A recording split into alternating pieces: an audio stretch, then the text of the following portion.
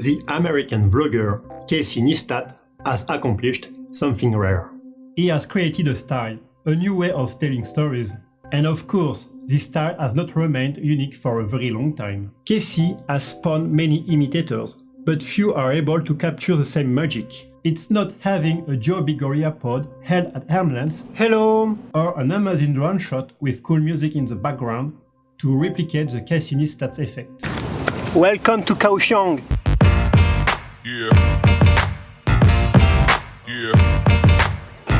No, it's not. In fact, these kind of technical details tend to distract our attention from what makes the video really work. And that's storytelling. But if you dissect, as we will do in this video, the kitchen Cassey style, then you find principles of storytelling perfectly executed.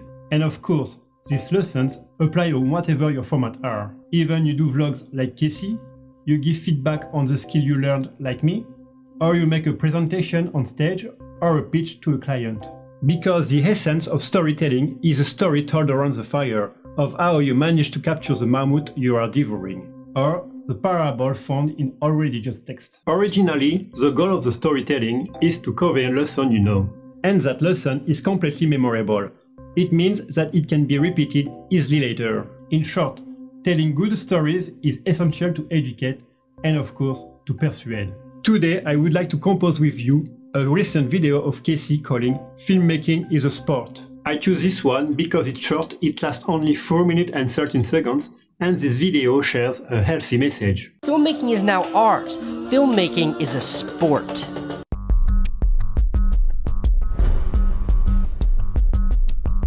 This video follows the classic 3-act narrative structure, as found in many Hollywood films. In Act 1, we set up the hero.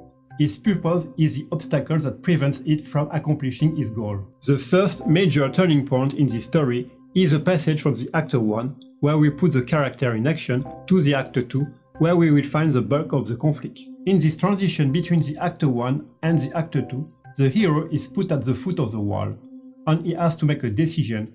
Will he accept the call to adventure? And if our hero accepts, then he will be propelled into Act 2. Following the Act 2, he must meet increasing challenges, with an Act 2 that culminates in a moment of crisis where everything seems lost. To overcome this crisis, the hero must evolve as a person and learn the message that the story wants to communicate. Armed with this lesson, he surpasses these limitations and triumphs in Act 3.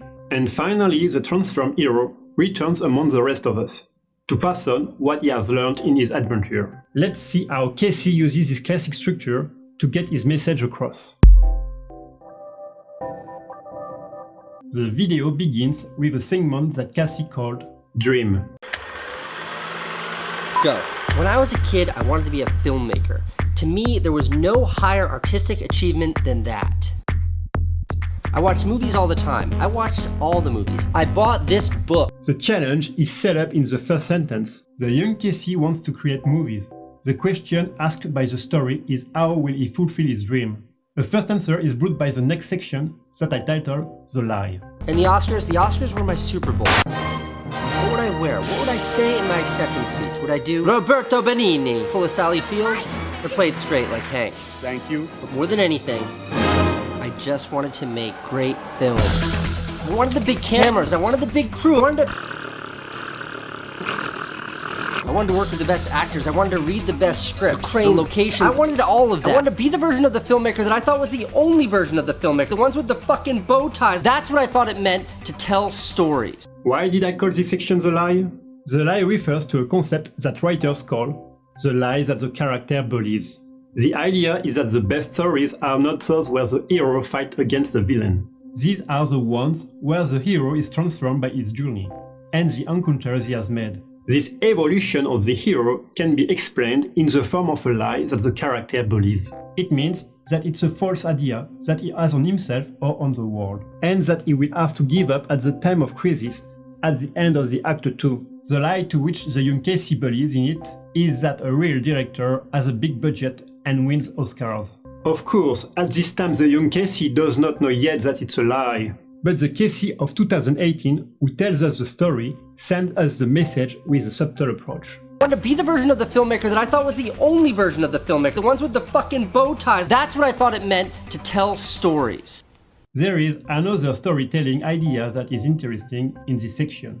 This is the use of details. Because why this story has an impact on you as a spectator? Well, you need to understand how much Cassey's character dreams of accomplishing his goal. The question is how to convey his desire. If we were just told that he was passionate about filmmaking, we would understand it intellectually, but emotionally it will not have that impact. The solution, and that's where the talent of a good storyteller is to choosing the right details that will allow us to represent the scene and have this emotional hook here. Here, the detail that is chosen is to explain that already child, he imagines the day he will receive his Oscar. What would I wear? What would I say in my acceptance speech? Would I do Roberto Benigni, pull a Sally Fields, or play it straight like Hanks? Thank you. We go on the next segment, the obstacle.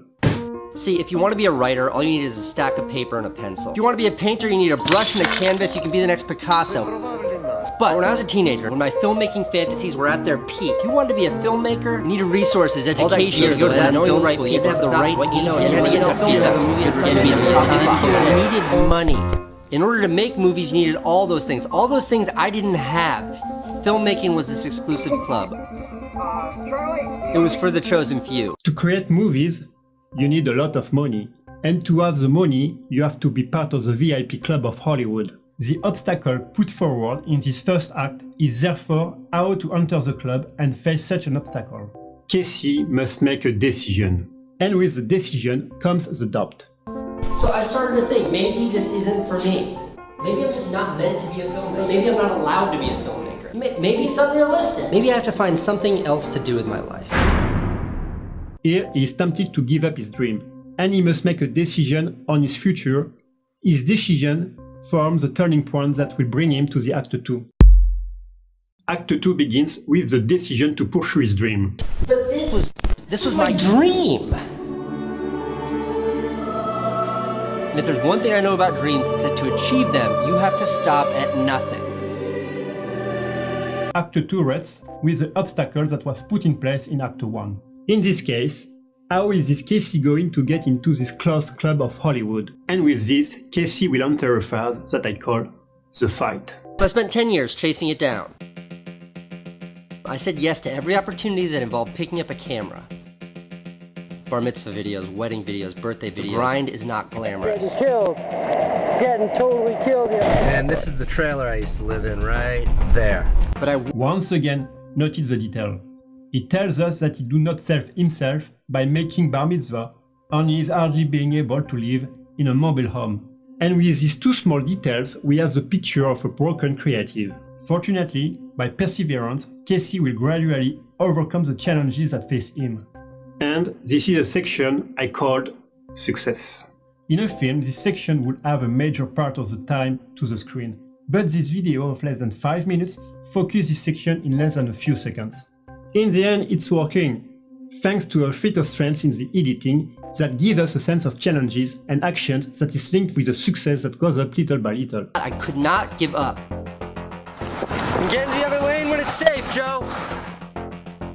I went to camp. I mean, we didn't win. I got into Sundance. We didn't win there either. I had my own TV show on HBO. It was on at midnight and nobody actually saw it, but I got my name on movie posters. I got the badges. I dotted all the T's and crossed all the I's of what it meant to be a traditional filmmaker. All these people are here to see Go Get Some Rosemary. The crisis is a moment where the hero finds himself in a situation of great danger, where everything he has built up to here threatens to collapse. And besides, our hero finds himself in a difficult personal situation and is about to get discouraged. In the story told by Cassey, the crisis is internal. One day he notices that his career, that he spent 10 years to build, does not bring him the satisfaction he dreamed of. It is at this point that the light that the character believes is laid bare. And the hero must have the courage to reject this light and change deeply in order to move forward to the final act. And then I was on an airplane, and I realized, this isn't it. This isn't why I wanted to be a filmmaker. Simba, you have forgotten who you are.